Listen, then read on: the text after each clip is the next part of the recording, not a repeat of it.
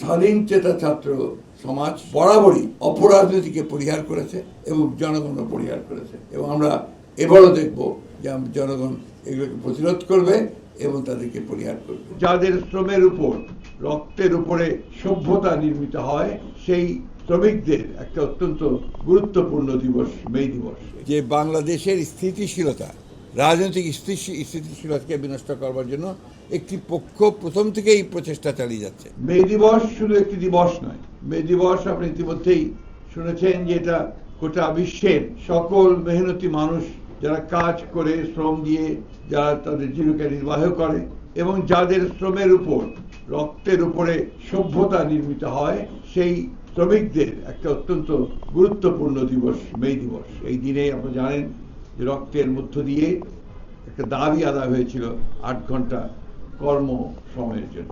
এই দিনটি বাংলাদেশে আমাদের জন্য অত্যন্ত গুরুত্বপূর্ণ।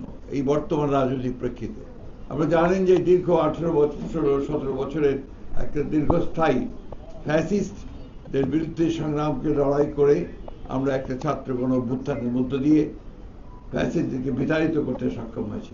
বাংলাদেশের মানুষের কাছে আমাদের আবেদন থাকবে যে তারা এই দিবসটি যথাযথ মর্যাদার সঙ্গে পালন করবেন।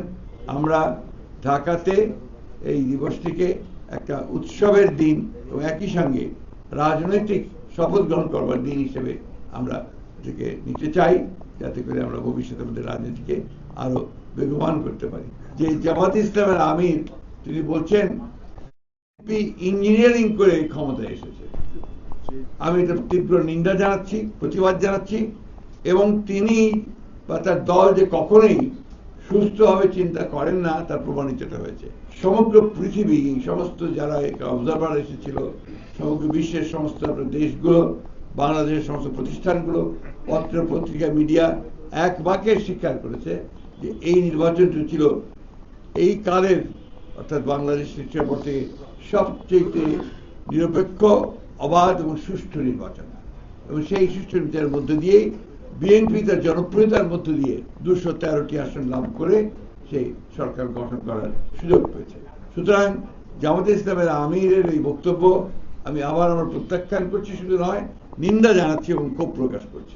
আপনারা সবসময় লক্ষ্য করেছেন, আমরা এর আগেও বলেছি যে বাংলাদেশের স্থিতিশীলতা, রাজনৈতিক স্থিতিশীলতাকে বিনষ্ট করবার জন্য একটি পক্ষ প্রথম থেকেই প্রচেষ্টা চালিয়ে যাচ্ছে। সে নির্বাচনের আগে থেকেই, তখন অফুরন্ত মিথ্যাচার, প্রোপাগান্ডা, ফেক ইনফরমেশন, আপনার সোশ্যাল মিডিয়াকে অন্যায়ভাবে ব্যবহার করে, আপনার অনৈতিকভাবে ব্যবহার করে বিএনপিকে জনগণের কাছ থেকে সরিয়ে দেওয়ার একটা প্রচেষ্টা চলেছে, কিন্তু সেটা সক্ষম হয়নি, সফল হয়নি। এখনও আবার দেখেন যে সমস্ত কার্টুনগুলো করে তারা দিচ্ছে এবং সেগুলো নিয়ে গিয়ে যে প্রচেষ্টা তৈরি করছে, খুব স্পষ্টভাবে বোঝা যায় যে ওই শক্তি যারা বাংলাদেশকে অস্থিতিশীল করতে চায়, ইনস্টেবল অবস্থায় নিয়ে যেতে চায়, অনিশ্চিত অবস্থায় নিয়ে যেতে চায়, তাই এই কাজগুলো করছে। আমরা তীব্র নিন্দা জানিয়েছি।